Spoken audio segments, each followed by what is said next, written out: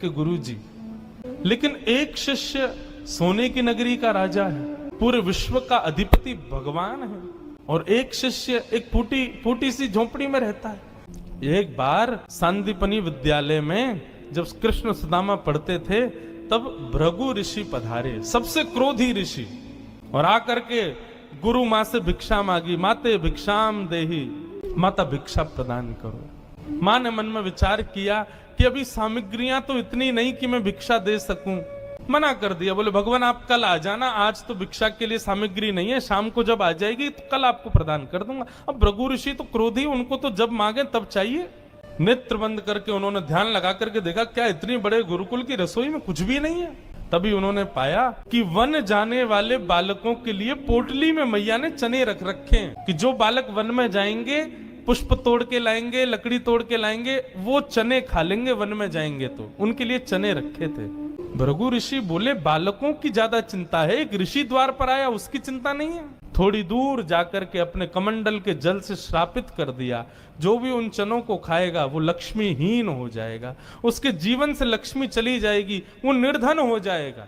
जिस समय भृगु ऋषि श्राप दे रहे थे, सुदामा जी वहीं एक वृक्ष के पीछे बैठ करके कुछ पुष्प तोड़ रहे थे। जैसे ही श्राप दिया, सुदामा जी पहले तो चाहते थे कि मैं जाकर के ये संकेत कर दूं कि भाई उन चनों को मत खाना, उनको शाप लगा है। लेकिन तभी गुरुकुल जाते समय देखा कि सामने से अपने दोनों कमर पर पोटलियां बांध करके कृष्ण चले आ रहे हैं। सुदामा जी बोले लाला कहां जा रहे हो? बोले आज तोकू और मोकू वन में जावे की सेवा मिली है, मोए और तोए वन से पुष्प और तुलसी तोड़ के लानी है, लकड़ी तोड़ के लानी है। चल देख, गुरु मैया ने वन में खावे के काजे चना भी दिए, दोनों प्रेम से पाएंगे और प्रेम से वहां से बढ़िया सब कछु लेके आएंगे। आज बालकन में हमारो नंबर आया हो वन में जावे को। सुदामा जी की नजर पोटलियों पर पड़ी। बोले कन्हैया कहीं खा नहीं ले, फेंक देंगे तो कहीं अंकुरित होके वृक्ष बन गए, कोई भी खाएगा तो लक्ष्मीहीन हो जाएगा, मेरो कन्हैया खा लेगो तो लक्ष्मीहीन है जाएगो।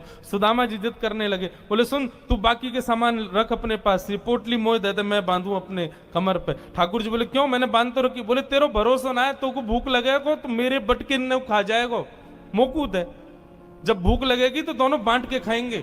और जिद करके सुदामा जी ने दोनों पोटली अपने पास रख ली। वन में वृक्षों की लकड़ी तोड़ रहे हैं, पुष्प तोड़ रहे हैं, फल तोड़ रहे हैं। सुदामा जी मौका ढूंढ रहे हैं, कब मौका मिले मैं भागूं एकांत में चने खा लूं।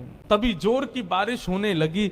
बारिश के कारण ठाकुर जी तो एक वृक्ष के नीचे जाकर के खड़े हो गए। अरे आजा सुदामा, यहीं खड़ो है जा, बहुत वर्षा है रही है। पर सुदामा जी एक बगल में एक और विशाल वृक्ष था, उसके ऊपर चढ़ गए, डाल पर जाकर के बैठ गए। वर्षा हो रही थी, ठाकुर जी एक वृक्ष के नीचे खड़े हैं, दूसरे वृक्ष के ऊपर सुदामा जी बैठे हैं। सुदामा जी बोले यही सही समय है, और पोटलियां खोल करके सुदामा जी खाने लगे। ठाकुर जी ने देखा, ए सुदामा मेरे उचना है में खा मत जाइयो, रुक जा, बरसा रुकंद मैं हूं, आ रहा हूं ऊपर। लेकिन सुदामा जी के नेत्रों से आंसू गिर रहे हैं। बोले लाला तू सदा प्रसन्न रहे, मेरे बट की लक्ष्मी भी तेरे पास आ जाए, तेरे जीवन में कभी कोई कष्ट नहीं आवे, मेरे लाला को कभी रोनो नहीं पड़े, कभी उदास नहीं हो, कभी दुखी नहीं हो, यही मेरी मित्रता को उपहार में अपने कृष्ण को देना चाहूं। और उपहार के रूप में सुदामा जी ने मानो अपने जीवन में प्राप्त होने वाली समस्त लक्ष्मी भी श्री कृष्ण के चरणों में पधरा दी, और दोनों पोटली के चने स्वयं सुदामा जी खा गए।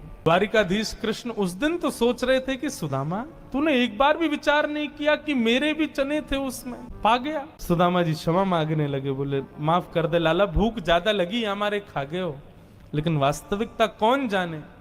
सुदामा जी महाराज फटी टूटी झोंपड़ी में रहते हैं, उधरी हुई धोती पहनते हैं, अन्न जल का तो कोई ठिकाना ही नहीं है, ऐसे घर में रहते हैं। पत्नी बोली द्वारिकाधीश आपके मित्र हैं, आप जाते क्यों नहीं कभी उनसे मिलने? सुदामा जी बोले कहीं मेरी दशा देख करके कोई ये ना सोचे गरीब है, भिखारी मांगने आया, इसलिए मुझे अजीब लगता है। और दूसरी बात ये कि मैं कृष्ण का सखा हूं। अब कृष्ण तो बढ़िया राजकीय वेश में रहता है और मैं ऐसे रहता हूं, कोई मुझे देख करके कहीं ये ना सोचे ये कैसा सखा ठाकुर जी का, इसलिए मुझे लगता है कि मैं यहीं से ही उनको भज लूं, उनके पास ना जाऊं।